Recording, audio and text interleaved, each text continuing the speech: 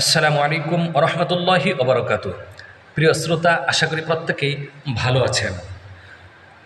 প্রতিদিনের ন্যায় আজকেও একটি গুরুত্বপূর্ণ ঘটনা নিয়ে আপনাদের সামনে উপস্থিত হয়েছি। আমি এমডি আব্দুল খালেক।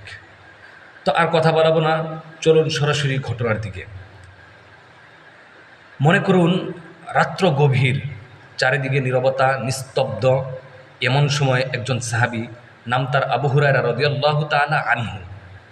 মানুষ তাকে চিনত জ্ঞানের ভাণ্ডার হিসেবে, কিন্তু জানেন কি, এই জ্ঞান অর্জন করার জন্য তিনি কত কষ্ট করেছেন, কত পরিশ্রম করেছেন। একদিন রাস্তার মধ্যে ক্ষুধার্ত অবস্থায় অজ্ঞান হয়ে পড়ে যায়। মানুষ মনে করে তিনি অসুস্থ, অথচ তিনি কয়েকদিন যাবৎ টানা ঠিকমতো খাবার পাননি। এটি হলো আসল ঘটনা। তবুও তিনি হাল ছাড়েননি। প্রত্যেক দিন রাসূল সাল্লাল্লাহু আলাইহি সাল্লামের দরবারে আসতেন, হাদিস শুনতেন, মুখস্থ করতেন এবং মানুষদেরকে শোনাতেন। তো আমরা হয়তো এলেম শিখি, আমরা হয়তো ঠিকমতো খাই, আরামের বিছানায় ঘুমাই, কিন্তু সাহাবীদের মতো এলেমের পিছনে কি এতটা কষ্ট করতে পারি, এতটা সময় ব্যয় করতে পারি, পরিশ্রম করতে পারি? না।